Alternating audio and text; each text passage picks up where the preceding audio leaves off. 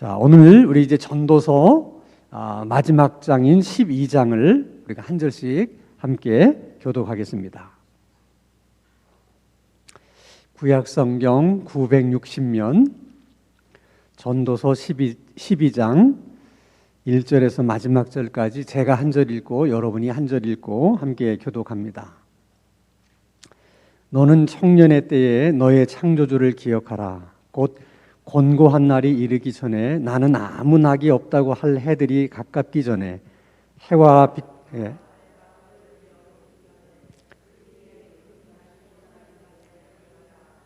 그런 날에는 집을 지키는 자들이 떨 것이며 힘 있는 자들이 구부러질 것이며 맷돌질하는 자들이 적음으로 그칠 것이며 창들로 내다보는 자가 어두워질 것이며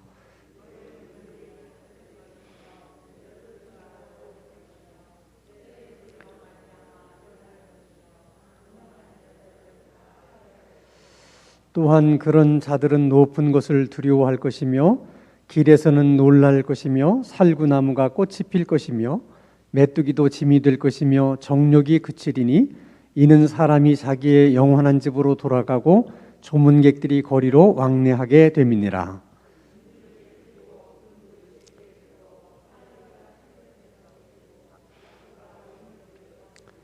흙은 여전히 땅으로 돌아가고 영은 그것을 주신 하나님께로 돌아가기 전에 기억하라.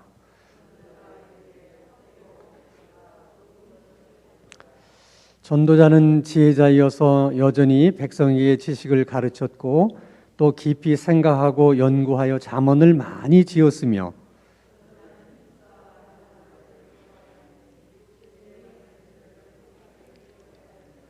지혜자들의 말씀들은 찌르는 채찍들 같고 회중의 스승들의 말씀들은 잘 박힌 못 같으니 다 한 목자가 주신 바이니라.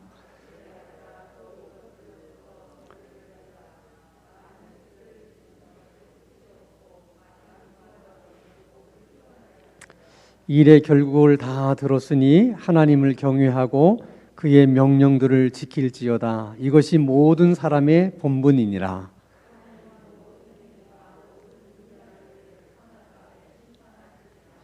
아멘. 자, 전도서의 말씀은 인생이 무엇이냐 하는 질문으로 시작을 해서 전도서의 마지막도 인생이란 무엇이냐 하는 질문으로 끝이 나요.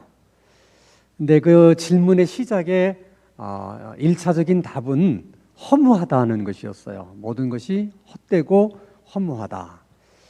만약에 마지막 질문인 인생이 무엇이냐 하는 마지막 장의 질문도 또 그 질문으로 시작하고 끝을 맺는데 마지막 장인 12장에까지 와서도 그냥 모든 것이 다 헛되다 이렇게 끝이 났다면 정말 전도서의 말씀은 허무한 그런 말씀으로 우리가 생각할 수밖에 없는데, 그래도 다행스러운 것은 12장에 와서 다시 한번 인생이 무엇이냐 묻고 역시 인생은 허무하다.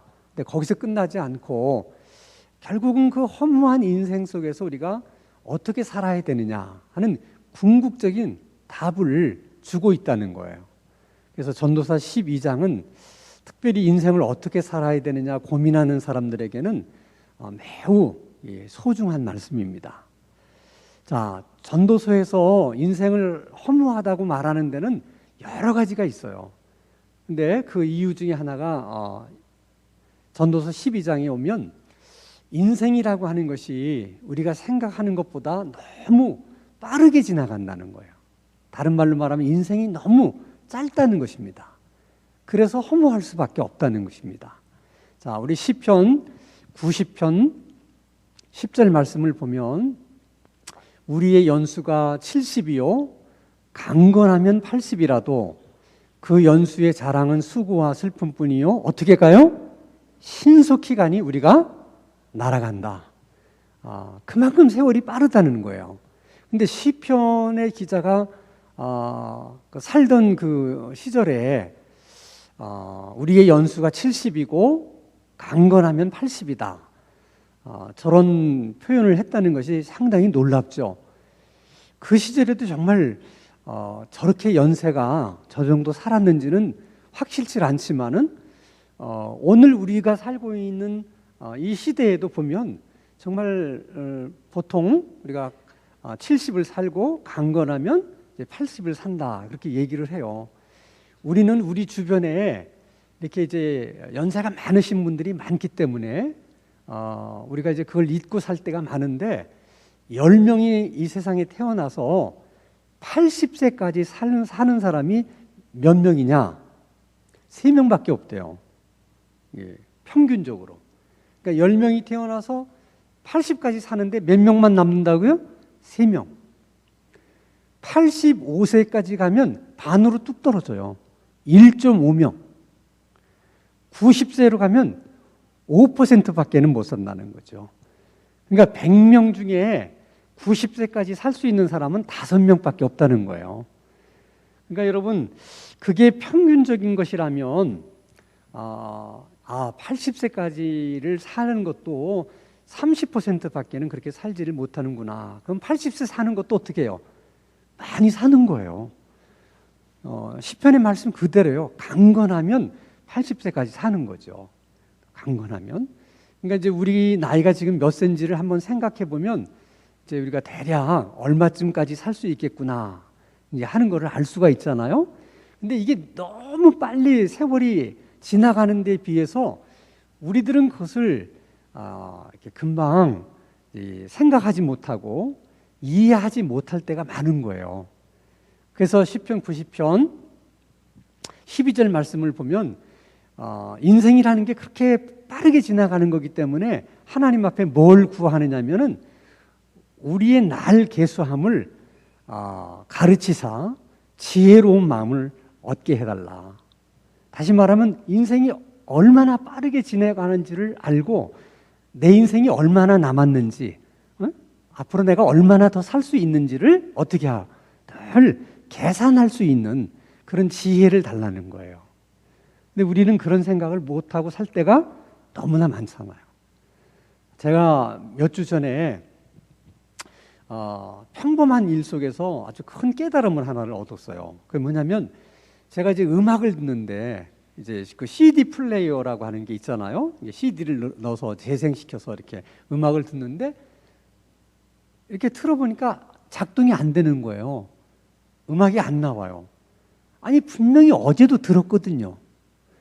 그러니까 나로서는 이해가 안 되는 거야. 아니 어제도 들었는데 들은 지가 한 달 정도 지났다면 그동안 고장이 났을까? 이런 생각을 해보겠는데 아니 어제까지도 잘 나왔어요. 잘 들었는데 이게 안 나오는 거예요. 오늘 이게 뭐가 잘못됐나? 이렇게도 안 되고 저렇게도 안 돼요. 결국은 이제 잘 아시는 분을 불렀더니 다 이 CD 플레이어도 모든 기계가 다 그렇지만은 연한이 있다는 거예요. 무궁무진 영원히 그렇게 되는 게 아니고 이게 몇 회 정도 이렇게 사용하면은 이런 건 다 이제 소모품이기 때문에 그때그때 갈아줘야 된다는 거죠. 그러니까 그 CD 플레이어가 그동안 많이 사용을 했기 때문에 오늘쯤 되면 이제 이게 멈추게 돼 있는 거예요. 기계적으로. 근데 그걸 우리는 모르는 거죠. 그러다 갑자기 오늘 안 되니까 이게 왜 안 되지? 하고 당황한 거예요. 근데 이제 그러면서 내가 안 되니까 기분이 좋을 리가 없잖아요. 이거 왜 안 되나 이렇게 짜증도 나고 그러면서 갑자기 어떤 깨달음이 들냐면 우리의 인생도 그렇겠구나. 그러니까 우리 몸도 영원하지 않잖아요. 그러니까 어떻게 보면 우리 몸도 벌써 시간적으로 다 이렇게 계산되어 있는 거예요. 사람들마다 70까지 살 사람이 있고 69세까지 살 사람이 있고 85세까지 살 사람이 있고 이게 다 어떻게 보면 정해져 있는 거죠. 그래서 이제 그때가 이제 가까이 오는데 우리는 그걸 모르기 때문에 어느 날 갑자기 죽음이 나를 찾아오는 거예요. 아니 어제까지도 멀쩡했는데 우리는 그렇게 생각하는 거죠. 아니 어제까지도 멀쩡하게 아침밥도 잘 먹고 다 잘했는데 어떻게 이런 일이 생길 수 있나? 근데 생길 수 있는 거예요, 그게. 그래서 우리가 항상 그것을 시편 기자의 기도처럼 하나님 내 인생에 얼마나 남았는지 내 삶이 그것을 늘 이렇게 계산할 수 있는 지혜를 달라. 그래서 가끔 보면 기도를 많이 하시는 분들은 자기가 살 날이 얼마를 이렇게 남았는지를 대략 이렇게 이제 인지하시는 분이 있어요. 주변에서도 보면 자기가 이제 갈 날이 얼마 남지 않았다는 것이 이제 어떻게 해서든지 느껴지는가 봐. 그래서 뭐 자식들을 다 불러서 뭐 유언처럼 얘기할 거 다 하고 뭐 하고 다 준비하고 그리고 일주일 만에 이렇게 세상을 떠나는 거야. 근데 그런 사람들은 정말 평소에 기도를 많이 한 거죠. 특히 시편 기자의 저는 기도를 많이 한 거예요. 그러니까 어느 순간에 건강했는데 그래도 이제 내 때가 얼마 남지 않았구나 하는 거를 느끼는 것이죠. 영적으로 이렇게 느껴지는 거죠, 그게. 그래서 이제 우리가 기도하는 이런 삶을 사는 것이 참 중요해요. 어떤 사람은 전혀 그런 거에 대한 예상을 하지 못하다가 갑자기 그런 일을 당하면 엄청 당황스럽잖아요, 그게. 근데 그게 당황스러운 일이 아니라니까요. CD 플레이처럼 설 때가 다 됐기 때문에 서는 거지 이게 뭐 갑자기 생긴 일이 아닌 거예요. 우리들도 다 마찬가지예요. 다 마찬가지예요. 그래서 시편 기자가 인생이라고 하는 것이 그런 것이기 때문에 특별히 우리가 뭐 좀 큰 일을 하겠다든지 중요한 일을 하겠다든지 이럴 때는 주로 젊은 날에 해야 된다. 그걸 얘기를 합니다. 자, 우리 전도서 12장 1절에서부터 2절 보면 너는 청년의 때에 너희 창조주를 기억하라. 곧 곤고한 날이 이르기 전에 나는 아무 낙이 없다고 할 해들이 가깝기 전에 다 그걸 이제 노년의 때를 말하는 거예요. 늙기 전에. 늙게 되면 다 저렇게 되니까 늙기 전에 창조주를 기억하라. 그 말은 무슨 말이냐면 젊은 날은 뭐든지 하기가 좋은 날이에요. 젊었을 때는 놀기도 좋고 일하기도 좋고, 그렇죠? 공부하기도 좋고 또 하나님을 잘 섬기기에도 좋고 젊은 날에는 뭐를 해도 좋은 날이야. 그래서 사실 젊음이라고 하는 것은 우리 인생 중에서 우리가 가장 이렇게 멋있게 누릴 수 있는 이게 어떤 특권의 시절이라고 말할 수 있어요. 하나님이 딱 모든 사람에게 딱 한 번만 그런 기회를 주는 거예요. 그러니까 젊다는 그 자체가 큰 복인 거예요. 뭐든지 할 수 있는 거예요. 젊은 날에는. 젊은 날에는 노는 것도 젊은 날에는 좋고, 공부를 해도 젊은 날에 하면 좋고, 좋은 날이야. 근데 그 젊은 날에 특별히 하나님, 창조주, 너를 지은 창조주 하나님을 기억하라는 것은 그 하나님을 잘 믿고 섬기라는 거야. 그게 젊은 날 놀기도 좋고 뭐 하기도 좋고 그래서 거기에 푹 빠져서 하나님을 잊고 살다 보면 어느 날 갑자기 내가 나이든 늙은이가 되어 있다는 거죠. 세월이 그렇게 빨리 지난다는 거야. 그래서 그때서 뉘우치고 돌이키려고 하면 그게 잘 안 된다는 거예요. 돌이켜지는 일이. 왜냐하면 이제 나이가 들면 사람이 저 나름대로 다 삶의 경험들이 많이 축적이 되다 보니까 그게 일종의 자기 고집이 돼요. 자기 경험이. 그리고 그런 것에서 자기 고정관념이 또 만들어지고요. 그런데다가 또 열정은 없어요. 나이가 들면. 그래서 돌이키는 게 어려운 거예요. 그래서 실제로도 보면 우리 생각에 이제 뭐 돌아가실 날이 얼마 남지 않았으니까 이제 뭐 천국을 더 많이 생각하게 될 거고 그래서 그런 분들이 더 예수님을 잘 믿고 전도가 잘 될 것처럼 생각하잖아요. 근데 실제로는요, 나이 들어서 전도되는 경우가 확률적으로 많지 않습니다. 다 그 나이 들어서 예수 믿는 사람들도 보면 젊었을 때 젊은 날에 교회를 다녔었는데 뭐 이런 일 저런 일이 있어서 안 다니다가 다시 돌아오는 경우들은 많이 있지만은 젊은 날에도 예수를 안 믿었는데 나이 들어서 전도를 받아서 예수 믿게 됐다. 그런 사람은 정말 그건 복 받은 사람이에요. 그렇게 되는 경우가 쉽지가 않아요. 그러니까 전도도 언제 해야 돼? 젊을 때 해야 되고 그러니까 예수도 언제 믿는 게 좋아? 젊은 날에 예수 믿는 게 좋은 거예요. 그래서 이제 한경림 목사님이 그런 걸 안 왔기 때문에 군복음화에 대해서만 이제 생명을 걸고 그렇게 한 것이 거기에 있는 거예요. 복음도 젊은 날에 들려줘서 젊은 날에 예수 믿게 해야 된다. 그러면 그 사람들이 나중에 혹시라도 딴 길로 갔다가도 나중에 돌아온다. 그래서 우리 한국 교회가 초기에 가장 심혈을 기울였던 게 학원 복음화, 학교를 세워서 이제 학생들에게 이제 복음을 전하는 기독교 학교를 많이 세워가지고 학원 복음화. 두 번째 군 복음화. 여기에 굉장한 이제 우리가 심혈을 기울이고 많은 노력을 했어요. 사실 그 결과가 한국 교회가 성장하고 부흥하는데 사실 큰 역할을 한 거예요. 근데 지금 교회가 어렵다고 하는 이유 중에 하나도 거기 들어와요. 군복음화가 예전처럼 그렇게 마음대로 안 돼요. 학원 복음화도 또 그렇고요. 그러니까 거기서 벌써 젊었을 때 그렇게 돼야 되는데 그게 잘 안 되니까 전체적으로 교회가 부흥 성장이 안 되는 거예요. 그러니까 그동안 이제 많은 목사님들이 그걸 잊고 있었던 거야. 그러니까 막 전도만 하면 잘 되고 막 이러는 거가 그냥 뭐 이게 되는 줄 알았는데 그게 다 이미 군대에서 또 학교에서 이미 복음을 어느 정도 듣고 이렇게 준비되어 있던 사람들이 이렇게 전도할 때 이렇게 많이 오게 된 거거든요. 완전히 생짜배기가 오는 경우는 많지 않았어요. 근데 지금은 그게 안 되니까 전도도 어려운 거예요. 지금 전도도 어렵다. 그래서 뭐든지 하나님을 위해서도 헌신하는 것도 젊은 날에 하는 것이 좋다. 봉사도 젊은 날에 해라 하는 거예요. 다 하는 거예요. 자, 나이 들면 다 이게 허당이다.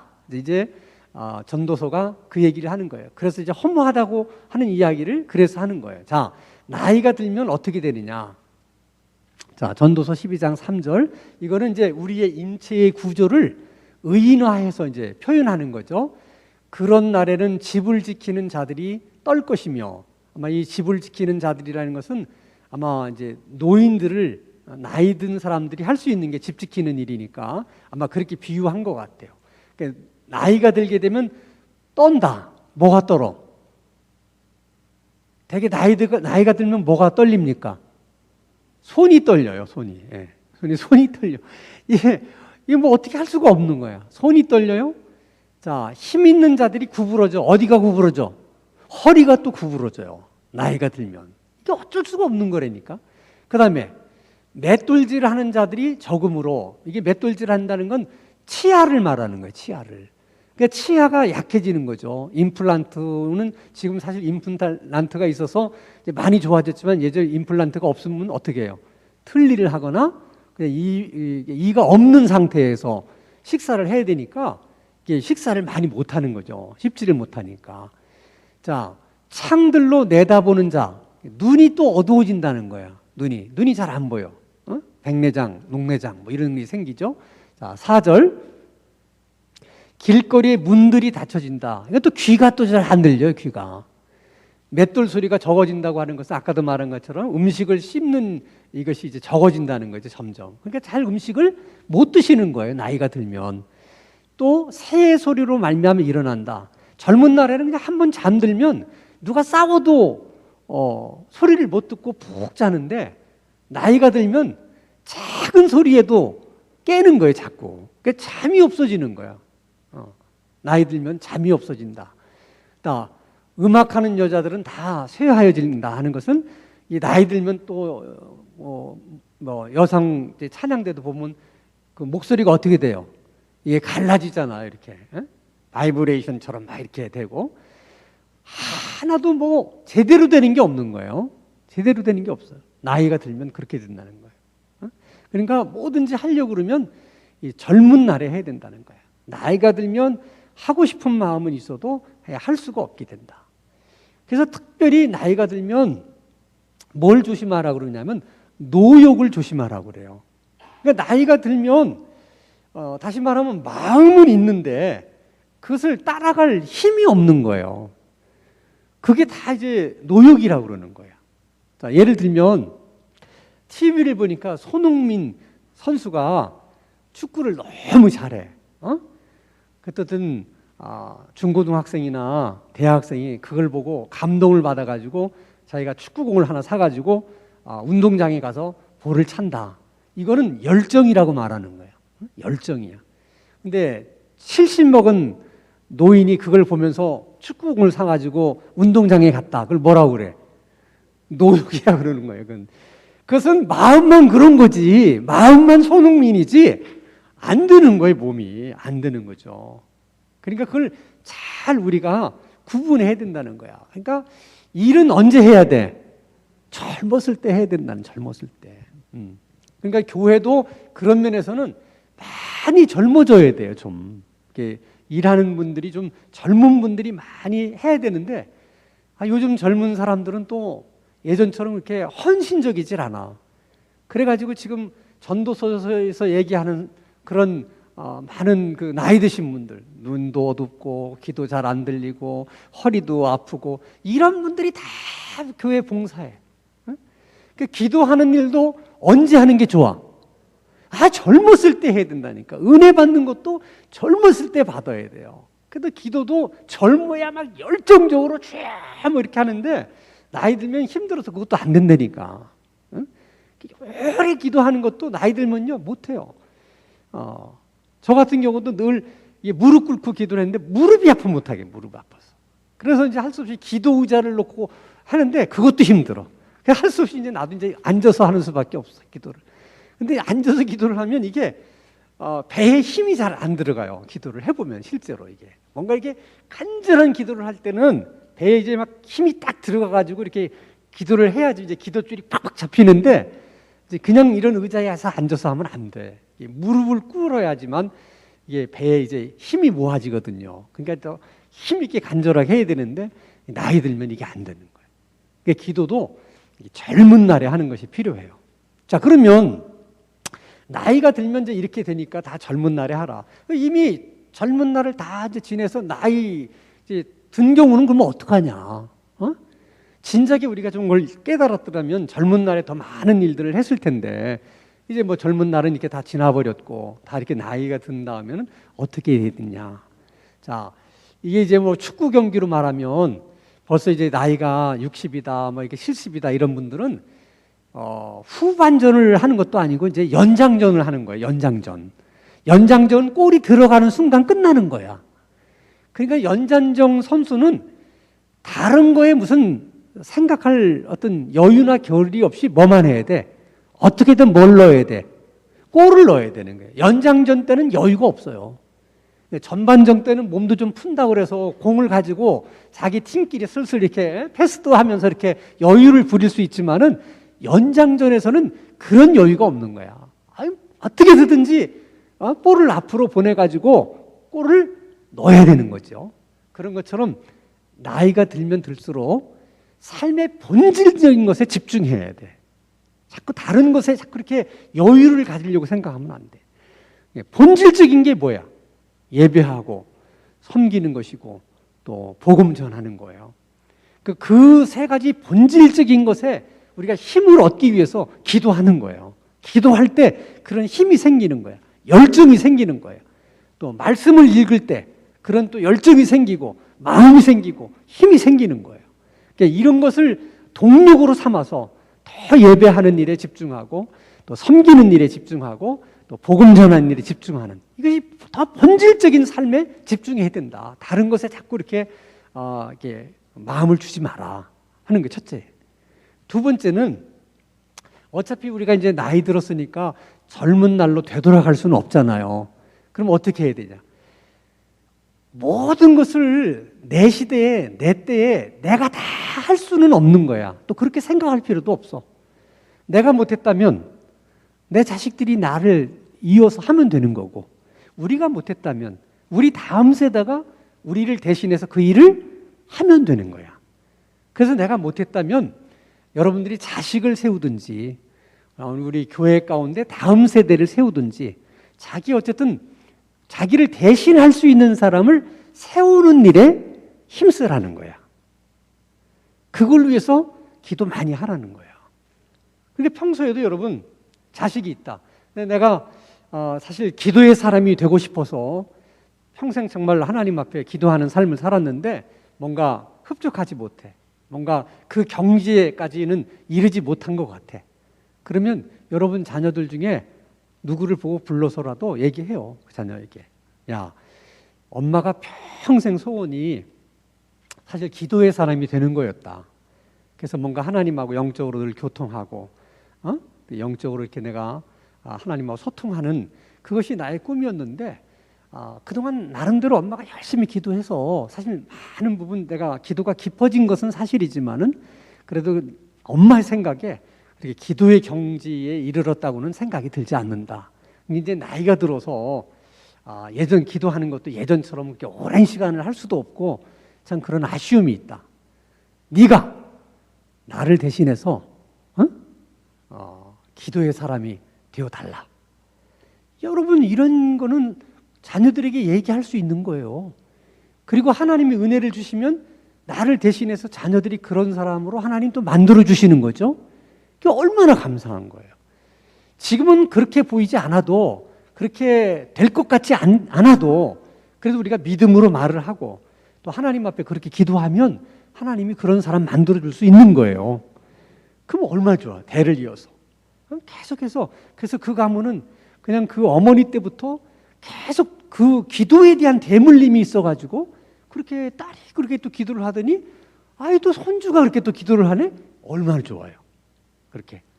그런 것처럼 또 뭐 아들을 보고 야 아버지가 뭐 안수 집사로 또는 장로로 이렇게 교회를 봉사했는데 내가 장로를 오래 하지도 못하고 또 안수 집사를 오래 하지 못해서 뭐 안수 집사가 뭔지도 모르고 장로가 뭔지도 잘 몰라가지고 사실 덤벙덤벙 하다 보니까 그만 다 장로직도 끝나게 되고 안수 집사직도 이렇게 끝나게 됐는데 참 내가 보니까 이게 소중한 일인 것 같다. 응? 아들아 너도 열심히 교회 봉사해서 꼭 장로가 돼서 또는 안수 집사가 돼서 교회 봉사를 좀 더 잘해줬으면 좋겠다. 아버지가 못다한 그런 충성된 봉사를 네가 좀 대신해 줬으면 좋겠다. 이렇게 또 자녀들에게 해서 대를 이어서 그렇게 하는 일이 중요해요. 여러분 이게 이제 내가 얘기하지만은 우리들의 신앙의 평가는 당대에 하는 게 아니고 다음 세대에 의해서 이렇게 된다고 그러잖아요. 지금도 보면 고등학교 중에 옛날에는 굉장히 유명한 인류고등학교인데 지금은 이제 돌리기를 해가지고 이제 그렇지 않은 학교들이 많아요. 그 사람들은 맨날 무슨 얘기 하냐면 선배들이 우리 때는 안 그랬는데 그 얘기를 하는 거야. 우리 때는 학교가 좋았는데 맨날 그 얘기해요. 만나면 그 변명하는 거예요. 왜냐하면 지금은 안 그러니까. 근데 어느 학교는 반대로 옛날에는 별로 시원치 않은 학교였는데 어떻게 된 게 이제 후배들이 공부를 잘해서 유명 학교가 됐어.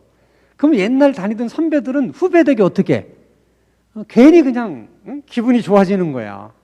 왜냐하면 후배들이 잘해서 좋은 학교를 만들었기 때문에 선배들도 그 영광을 다 누리는 거예요. 누가 뭐라고 그러지 않아도. 모르는 사람은 어떻게 생각하겠어. 처음부터 그 고등학교가 좋은 고등학교인 줄 알기 때문에 옛날 그 고등학교 나왔다고 하는 사람도 괜히 어깨에 이렇게 힘이 들어간단 말이죠. 누구 덕에? 후배 덕에 그러는 거예요. 후배 덕에. 그래서 다음 세대가 그렇게 중요한 거예요. 그러니까 여러분 자녀들에 대해서도 부모님들이 좀 책임 있게 자녀들에게 얘기를 해줄 필요가 있어요. 자녀들이 만약에 다른 교회 나가겠다 그러면 꼭 그래야 된다면 어쩔 수 없는 거지만은 뭐 다른 교회 나가겠다 그러면 그래 뭐 교회는 다 똑같은데 뭐 너 다니고 싶은 교회 다녀라 그렇게 말하지 말고 무책임하게 야 너 무슨 소리냐 이 엄마가 너의 세대에 우리 교회를 잘 건강한 교회로 만들어가기 위해서 뭔가 부족한 게 있나 없나를 보다가 그걸 위해서 우리가 다 준비를 해놨다. 너 여기 가봐라. 우리 교회 앞에 가면 옆에 이렇게 마을 정원도 있고 옆에 이렇게 다 털을 넓혀놓은 이유가 뭔 줄 아냐? 어려운 중에도 우리가 이 일을 한 거는 너희 세대 때 이 교회를 좀 더 건강한 교회로 잘 성장시키기를 위한 바람으로 그렇게 한 것이다. 틀림없이 너희들을 통해서 하나님이 그렇게 하실 것이다. 그러니까 너는 다른 교회 갈 생각하지 말고 엄마가 준비해 놓은 이 교회에서 이 교회를 그렇게 해라. 너에게 그런 사명이 있다. 이렇게 자녀들에게 여러분들이 그 얘기를 해줘야 돼. 여러분들이 얼마나 어렵게 헌금을 해서 그렇게 다 이거 준비해 놓은 거잖아요. 그래 안 그래? 그럼 이게 다음 세대가 와서 이거를 잘 세워야 여러분이 그렇게 한 보람이 있는 거지. 정말 어려울 때 이렇게 해놨는데 다음 세대가 이거를 못하게 되면 이게 무슨 의미가 있냐고. 우리가 헌신하고 봉사한 거가. 그러니까 직접 자녀들에게 그렇게 말할 처지가 못 되면 안 보는 데서 기도라도 그렇게 하라는 거예요. 기도라도 하나님 저에게는 아들이 둘이 있습니다. 하나님 저에게는 뭐 아들 하나, 딸 하나 있습니다. 하나는 뭐 다른 교회 다니고 하나는 교회를 안 다닙니다. 그러면 뭐 다니는 사람은 어쩔 수 없다면 안 다니는 이 아들이라도 꼭 예수 믿게 하셔서 우리 교회에 나와서 나를 대신해서 지금 그렇게 준비하는 우리가 헌신해 놓은 이 교회에서 신당중앙교회를 더 건강한 교회로 만드는데 큰 일꾼이 되게 하여 주시옵소서. 그렇게 기도하라는 거예요. 그래서 정말 그 아들이 그렇게 되면 우리가 할 일을 한 거야. 그래서 우리가 젊은 날 하지 못했던 것들을 이제 자식들이 이루어 줄 수 있잖아요. 그거를. 그러면 되는 거죠. 그러면 되는 거예요. 자, 그런데 이제 오늘 이제 전도서에서 우리가 마지막 이제 답을 듣고 싶은 거예요. 자, 인생이 무엇이냐? 8절 말씀 보겠습니다. 전도자가 이르되 헛되고 헛되도다 모든 것이 헛되도다. 또 얘기하죠? 근데 8절에서 끝났으면은 이제 전도서는 이제 허물을 노래한 책이다. 이제 이렇게 얘기할 수 있는데 거기서 끝나지 않고 12절에서부터 14절을 보면 그 허무한 인생을, 헛된 인생을 우리가 어떻게 살아야 되는지를 얘기합니다. 내 아들아 또 이것들을 경계를 받으라. 많은 책들을 짓는 것은 끝이 없고 많이 공부하는 것은 몸에 피곤하게 하느니라. 이 말은 뭐냐면 이미 지혜자가 정말 많은 고심하고 인생이 무엇인가를 연구하고 해가지고 결론을 냈다는 거야, 본인이. 그러니까 아들아, 너는 내가 내린 결론을 이미 내가 내렸기 때문에 그냥 이 결론대로 살지 괜히 인생이 뭘까 또 너 나름대로 뭐 연구하고 고민하고 뭐 그것 때문에 막 인생을 방황하고 그럴 필요가 없다는 거예요. 잘 귀담아 들을 필요가 있어요. 그러니까 지혜자가, 그러니까 하나님께서 이 땅에 사는 사람들 가운데 가장 큰 지혜를 주었던 그 사람이 인생이 무엇인가를 많이 연구하고 고심하고 해서 어느 결론이에요. 그러니까 우리가 그 이상을 넘어서기는 어려워요. 그러니까 괜히 우리가 그렇게 시행착오 할 필요도 없고 또 괜히 인생이 무엇이냐 하는 것을 알려고 막 뭐 이 책 저 책 읽어가면서 고민할 것도 없고 내린 결론을 우리가 잘 그대로 살면 돼. 그럼 내린 결론이 뭐냐? 자, 13절 이 일의 결국을 다 들었으니 다 보니까 결론은 뭐냐? 하나님을 경외하고 그의 명령들을 지켜라. 이것이 모든 사람이 해야 될 본분이다. 그러니까 두려운 마음으로 하나님을 섬기고 하나님의 말씀에 순종하라는 거야. 그렇게 살라는 거야. 그리고 14절에 보면 하나님의 모든 행위와 모든 은밀한 일을 선악간에 심판하신다. 자, 우리가 그렇게 살면 하나님을 두려워하는 마음으로 섬기고 하나님 말씀에 순종해서 살면 마지막 날에 미래에 가서 그 삶을 평가받을 때 그렇게 산 것만 하나님 앞에서 옳다고 인정을 받는다는 거야. 다른 건 다 소용없는 거야. 뭐 내가 뭐 있고 저러고 뭐 어쩌고 뭐 출세하고 내가 뭘 했고 뭐 했고 다 소용없는 거야. 선악간에 하나님이 판단하실 때는 하나님 말씀에 순종하여서 산 것과 하나님을 두려워하는 마음으로 경외하며 산 것만이 하나님 앞에서 잘 살았다. 바르게 살았다. 그렇게 인정을 받는다는 거예요. 그러니까 그렇게 안 살면 다 소용없다는 거야. 다 소용없다는 거야. 아무리 뭐 모든 사람이 뭐 나에 대해서 이러쿵저러쿵 뭐 훌륭한 사람이다. 뭐 그런 사람이 어쩌다 이게 소용없는 거야. 하나님께서 그렇게 인정을 안 해주시니까. 또 하나는 우리가 현재, 그건 미래에서 이제 그렇게 하나님 앞에 갔을 때의 문제고 우리가 현재에 늘 두려워하는 마음으로 하나님을 경외하고 하나님의 말씀에 순종해서 살게 되면 그게 우리 삶에 익숙해지기 시작하면 행복에 대한 수용성이 커져요. 행복에 대한 수용성이 커진다는 건 뭐냐면 행복에 대한 수용성, 받아들이는 용량이 커지게 되면 사람이 작은 일에도 쉽게 감사하게 되고 적은 일에도 쉽게 만족하게 돼요. 그것이 수용성이 크기 때문에 그런 거예요.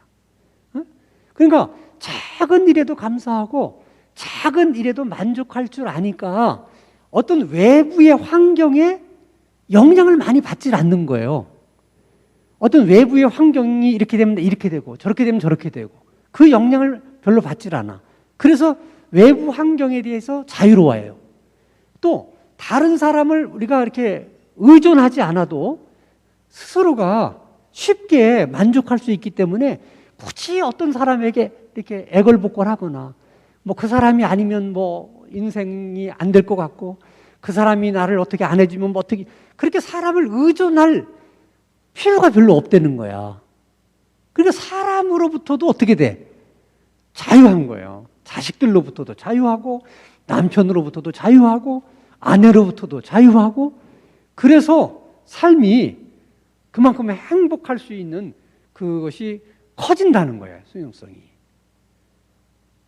그러니까 얼마나 이 지혜자의 결론이 우리에게 얼마나 큰 울림을 주는지 몰라요. 그러니까 인생을 복잡하게 생각할 거 없다.